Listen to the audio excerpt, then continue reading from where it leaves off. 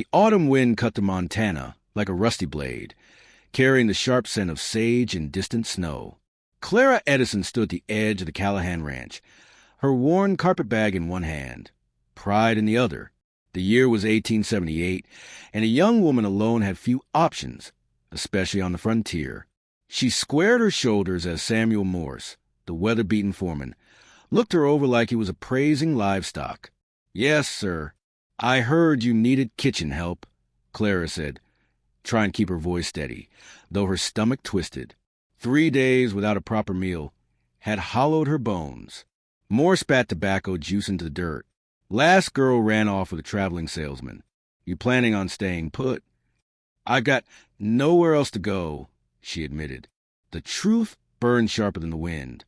Behind Morse, cowboys lounged lazily against the barn, watching. One broad-shouldered man, with copper hair, whistled low. "Mighty pretty for kitchen work, ain't she?" "Shut your mouth, Vince Morgan. Get back to the horses," Morse growled. Clara felt their eyes brand her like fire. But weakness invited trouble, and she had long ago learned not to show it. "I can cook, clean, and mend. I know herbs for healing, and I can read and cipher. I'll work dawn to dusk for fair wages and a clean place to sleep." Morse's expression shifted. Maybe surprise, maybe respect. $2 a week, meals, and you can bunk in the storage room off the kitchen. Take it or leave it. "I'll take it," she said firmly. As Morse led her toward the main house, Clara caught sight of another cowboy near the corral. Unlike the others, he hadn't paused to gawk. Dark hair fell across his forehead as he gentled a nervous mare. Their eyes met for a fleeting moment, gray eyes that held something unspoken. Then he returned to his work. "That's Jack Roosevelt," Morse said. "Been back a month. Keeps to himself. You do well to follow his example." The kitchen was a battlefield of grease and neglect. Pots crusted with old food, the stove black with soot, corners dotted with mice droppings. Clara rolled up her sleeves. Supper's at sundown, Morse informed her. 20 hungry men expecting more than slop. And she alone to provide it. For a moment she pressed her palms to her eyes. She had scrubbed floors in Cheyenne, served drinks to wandering hands, endured whispers and judgment. This was supposed to be different. A fresh start. She took a deep breath and set to work. By sunset, the kitchen smelled of fresh bread and beef stew. The cowboys filed in, stopping short at the transformation. "Well, I'll be damned," Vince Morgan muttered. "Looks like we got ourselves a proper woman at last." "Watch your language," Clara snapped, ladling stew into bowls. The men laughed, but ate with the intensity of perpetually hungry. She moved among them, refilling bowls and coffee cups, ignoring lingering looks. Only Jack caught her attention, sitting quietly at the far end, eyes on his food. When she reached for his bowl, he pulled it back. "I can serve myself," he said gently. "You've done enough today." She studied him closely. His sun-lined eyes and stubble reminded her of someone she'd once known, a man who had seen her at her lowest and hadn't judged her. Later, after men had gone, she finally sat with a bowl of her own stew in the tiny storage room Morse had promised. A soft knock startled her. Jack stood there, carrying a pile of blankets. "The nights get cold," he said simply, offering them. Clara hesitated. Men didn't give without expecting something in return. "Everyone deserved a warm bed and a fresh start," he said finally, eyes flickering with something she couldn't name. He left, and she curled into the blankets, feeling a comfort she hadn't known in months. The next morning brought frost and a crystal-clear sky. Clara stoked the fire, set coffee to boil, and prepared breakfast for 20. By afternoon, she learned the ranch stretched farther than she'd realized. Thousands of acres, hundreds of cattle. She climbed shelves for supplies, determined to keep the kitchen stocked. That determination nearly cost her. A chair wobbled beneath her. A crate shifted, and a 50-pound flour sack tumbled onto her chest. Her dress tore from shoulder to waist, revealing more than a decent woman should show. The sound of footsteps pounded behind her. Clara scrambled to hold the fabric closed.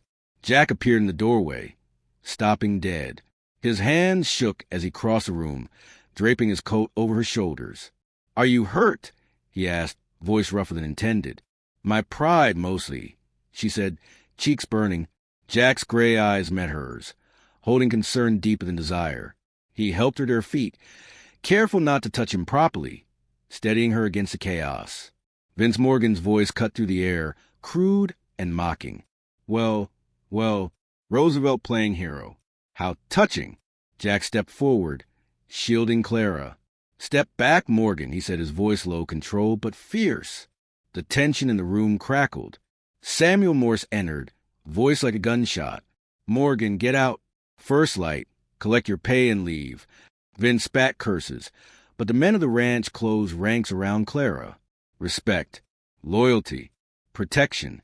It was tangible, a shield against the cruelty of her past. Alone with Jack after the chaos, Clara's hands shook from exhaustion. You didn't have to do that, she whispered. Yes, I did. I failed you once. Not again, he replied, wincing from his split lip, the aftermath of protecting her. In that moment, Clara felt something she hadn't felt in years. Safe, seen, valued, and perhaps finally free to build a life she could call her own. The morning after the kitchen chaos, Clara rose before dawn, her muscles sore, but her resolve stronger than ever. She prepared breakfast for the men, tending to their coffee, eggs, and biscuits with precision. Jack Roosevelt worked alongside her silently, a steady presence, his eyes always on her, offering help without words. They didn't speak much. Words were unnecessary when trust and understanding filled the space between them. As the sun climbed, the ranch came alive. Cattle needed tending. Fences required repair. And Clara learned quickly to navigate the world of men who measured a woman's worth by her work ethic rather than her past. Yet whispers followed her like shadows.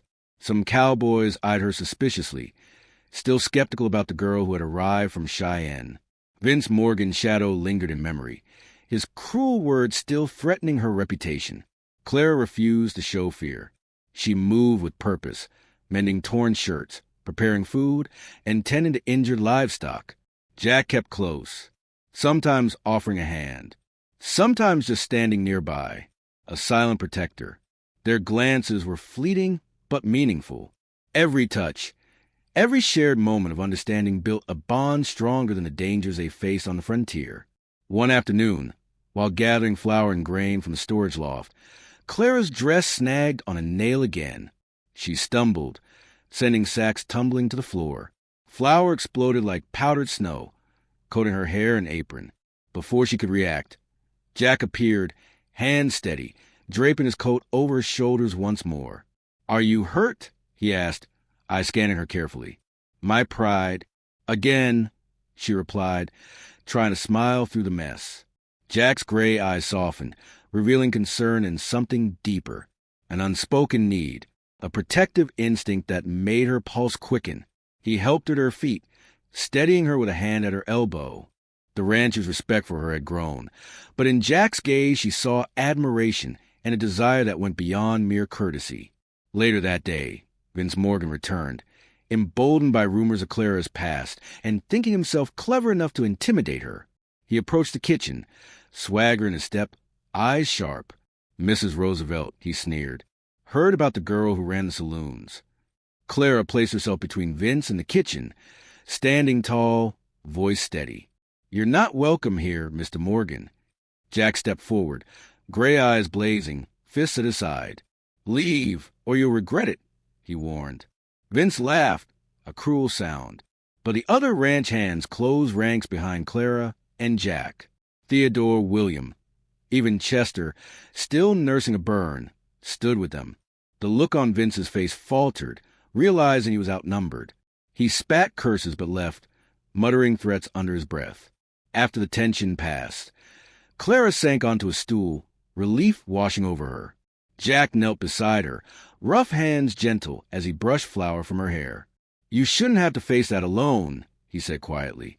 I've learned not to, she replied, catching her breath. But it helps to have someone who actually sees me.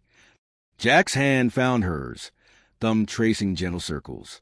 I've seen you from the start, and I won't let anyone harm you. Not now. Not ever. Even as the ranch settled back into its rhythm, Challenges came quickly. A sudden prairie fire tore through the northern fields, threatening barns and cattle. Clara ran alongside the men, carrying water and tending the injured. Jack plunged into the flames repeatedly, rescuing frightened horses and guiding them to safety. Clara worked beside him, keeping men hydrated, treating burns, and ensuring everyone stayed alive. Together, they faced an inferno, their trust and reliance on each other growing with every perilous moment. When the fire finally died down, exhaustion gripped the ranch. The barn was half destroyed, feed ruined, but they had saved the livestock. Clara's dress was scorched, hands blistered, but she felt a deep satisfaction. She had proven not only to the men, but to herself, that she was capable, brave, and unbreakable. Jack rested briefly, leaning against her as they watched the stars appear over Montana. "You were incredible," he said. "I couldn't have done it without you." "You didn't have to," she whispered, "but I'm glad you did." The next weeks brought more challenges. Harsh winter storms, frozen cattle, near blizzards that tested their endurance. Clara tended the men, treated frostbite, and worked tirelessly alongside Jack. When a young cowboy went missing during a blizzard, Jack ventured out alone to find him. Clara's heart raced as she prayed for his safety. But when he returned, carrying the boy to shelter, she felt the weight of their bond deepen. He risked everything to protect life, not just animals, but people who couldn't fend for themselves. Recovery was slow, but through it all, Clara and Jack's connection grew. She saw the man who had once only protected her in fleeting moments become someone she could rely on completely. Their trust solidified. Their admiration blossomed into something tender and enduring. Even as new threats emerged from old enemies and the constant gossip of small-town life, Clara stood firm. Her courage, skill, and determination earned respect. Jack remained steadfast, a guardian and partner, their bond tested and strengthened by every trial. Winter arrived early that year, sweeping across Montana with biting winds and heavy snow. The ranch lay under a thick blanket of white, and Clara moved through it with the same determination she had shown since her first day. She tended fires, prepared meals, and cared for the men, cattle, and horses. Jack Roosevelt, ever watchful, stayed close, guiding her through the harsh conditions. They moved as a team, anticipating each other's needs without words. One morning, a blizzard struck with such force that visibility dropped to mere feet. Cattle were trapped in the north pasture, and Clara knew she couldn't sit idle. She bundled herself in layers, wrapped her shawl tightly, and followed Jack and the other men toward the struggling herd. The wind hit her like a physical force, snow stinging her cheeks, but she refused to turn back. Jack kept one hand on her coat, steadying her, keeping her safe. Together they guided the frightened cattle to sheltered valleys, the men working tirelessly under the white fury. Hours passed. Frostbitten hands and frozen faces were common, but Clara's knowledge and quick thinking saved many. She melted snow for water, heated food and coffee, and tended to the most vulnerable. Jack plunged into danger repeatedly, rescuing trapped animals and guiding them to safety. When a young boy named Andrew went missing near a ravine, Jack risked his life to find him. Clara's heart raced as she watched him disappear into the storm. Relief washed over her when he returned, carrying the boy safely. The storm finally abated at dawn, leaving a transformed, snow-laden landscape. Jack and Andrew were weak but alive, their lives preserved through courage and careful attention. Clara tended to them with warmth and expertise, her hands steady despite exhaustion. As they recovered, Jack confessed quietly, his voice raw. He had thought he might not return, but the thought of Clara had driven him forward. Clara felt tears prick her eyes, touched by the depth of his care and devotion. Life slowly returned to rhythm. Clara managed the kitchen and began planning for a future she'd never dared imagine. Jack supervised the ranch and ensured the community remained safe. The bond between them deepened, built on trust, admiration, and love forged in shared danger. Spring brought promise and new life. The land thawed, flowers bloomed, and hope returned to Montana. Jack approached Clara one evening as the sun painted the sky gold and crimson. "Clara," he said, voice unsteady, "I know you came here with nothing. No family, no prospects, just courage." She nodded, uncertain where this was leading. But you become everything to this ranch, to this community. He paused, swallowing hard. To me? Her breath caught. I'm not a man of fancy words, he continued, but I know what I feel. And I feel like I've been waiting my whole life for someone like you. Someone strong. Someone real. He took her hands in his, rough and callous against her own work-worn fingers. Will you marry me, Clara? Build a life with me here. Tears spilled down her cheeks, not from sadness, but from the overwhelming relief of finally being chosen, not for what she could provide, but for who she was. Yes, she whispered. Yes, Jack, I will. He pulled her close, his arms strong and sure around her. His kiss was gentle, reverent, full of promises yet to be spoken. The wedding day came with clear skies and sparkling frost. Clara wore a soft blue wool dress, simple but beautiful. She walked down the makeshift aisle at the ranch, the community watching, the men respectful, the women supportive. Jack waited at the front, freshly shaved and dressed in black, his eyes bright with emotion. When he promised to love and honor her, his voice trembled with sincerity. When Clara promised to stand by him, she meant it with every fiber of her being. After the ceremony, the reception was full of laughter, food, and music. The ranch and town celebrated not just a wedding, but the triumph of courage, honesty, and loyalty. Clara and Jack held each other, their future bright despite the hardships they had endured. Months passed. Life on the ranch continued its rhythm. Seasons changed. Challenges came and went. But through it all, Clara and Jack faced everything together. She had arrived with nothing but a worn carpetbag and wounded pride. She had been judged, threatened, and tested, but she had also been seen, protected, loved. The prairie stretched out in every direction, wild and endless, full of challenge and beauty. But Clara knew no matter what came, she and Jack would face it together, as partners, as a family, as people who had survived and thrived on their own courage and determination. In Jack's arms, with the land they had claimed together stretching toward the horizon, Clara finally felt the deep, unshakable peace of belonging. She was home,